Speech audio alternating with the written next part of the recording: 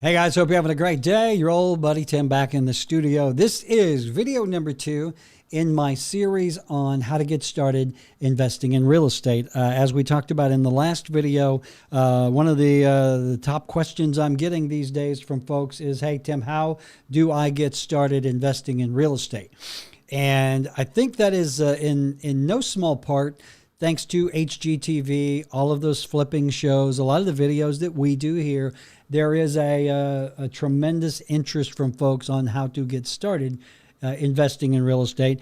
And I always warn folks right up front, there is no easier way to make or lose money than investing in real estate. So what I always do when someone asks me that is I give them a little questionnaire that I ask them to fill out to give me feedback on what it is exactly they want to do, why they want to do it, how they're going to do it. In the last video, we talked about the very first thing you should think about, and that is your goals.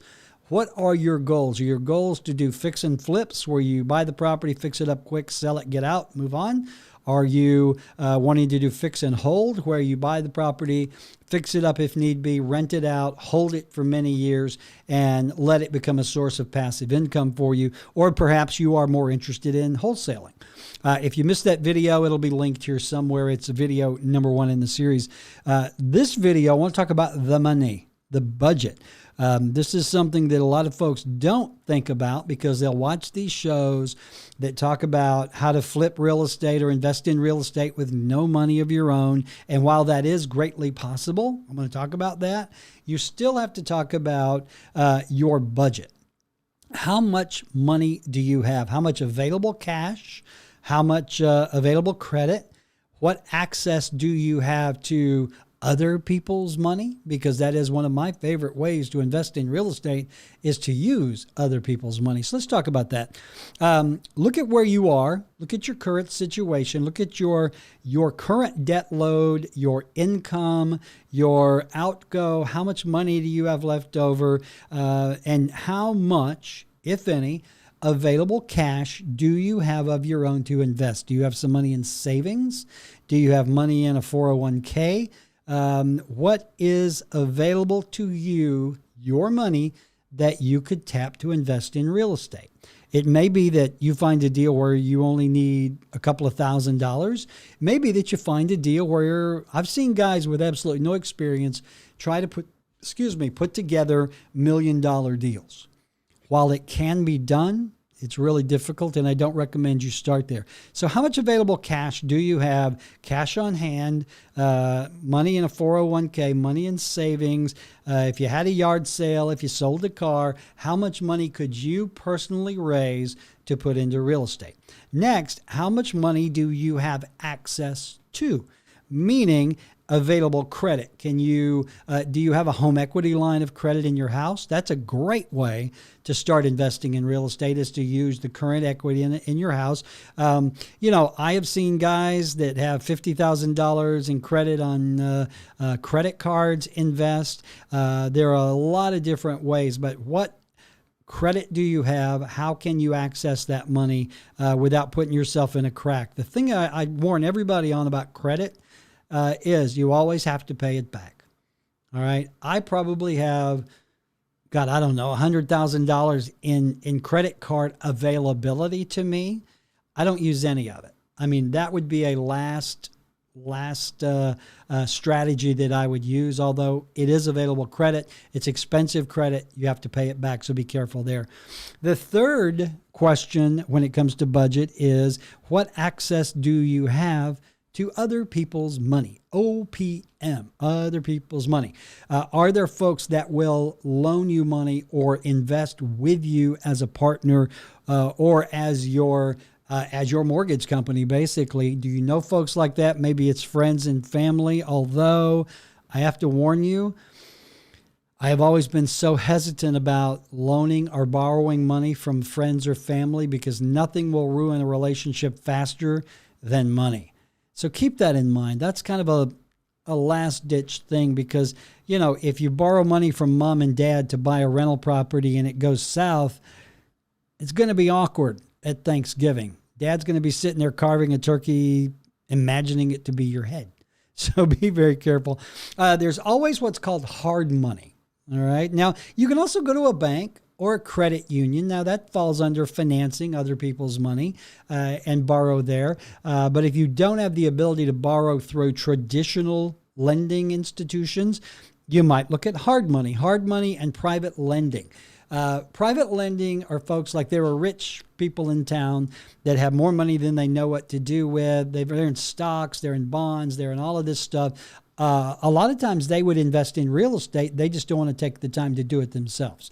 So there are these private lenders in town who you can take a deal to. If they like the deal, they will actually loan you the money. Now, be advised, when it comes to hard money and private lending, you are typically going to pay a higher rate.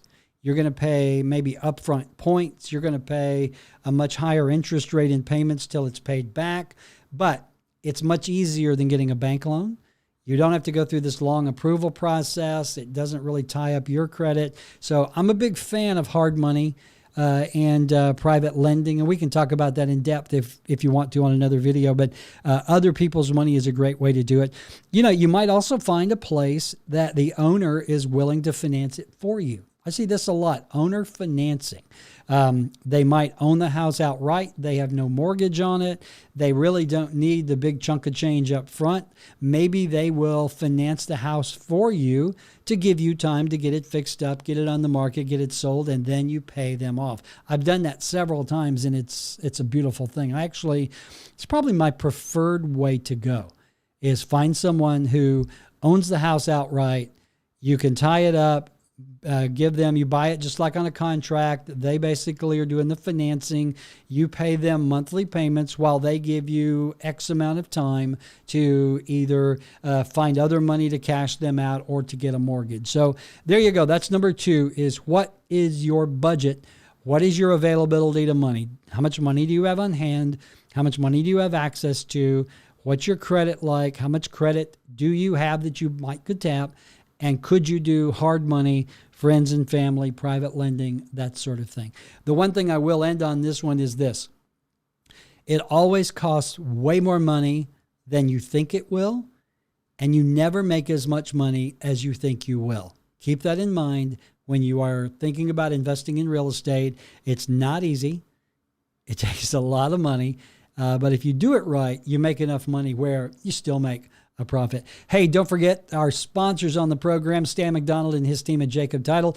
Jacob, they are the hometown closers because they close so many houses in our little hometown. If you mentioned to Stan that you heard about him here on the program, he's going to knock $100 off your title work, closing costs. Other one is Stephen Allen with Caliber home mortgage. I didn't forget you, Stephen. Just a little brain fart there. Stephen and his team, they're one of our preferred providers and our preferred lender because Stephen can hook you up with the right loan for your situation. He can get you the best interest rate on it and get it done quickly. And if you mentioned to Stephen that you heard about him here, he is going to he's going to do your appraisal for free, which is about a $500 value. You know, there are days when the mouth just gets ahead of the brain and the brain's like, where are you going? What are you doing, right? Hey, if I can do anything for you when it comes to real estate, give me a call. I work with a lot of investors. Investment property is actually becoming one of our niches here at Revolved Realty. 679-0704. You can email me, tim@revolve.com. Find us on the web at revolve.com, Facebook, Instagram, LinkedIn, and anywhere forgetful realtors are found. That's it. Get out of here. Hey, on the next video, we're going to talk about the type of real estate that you might be interested in investing in. All right? Watch for that one coming soon. Have a great day. Bye.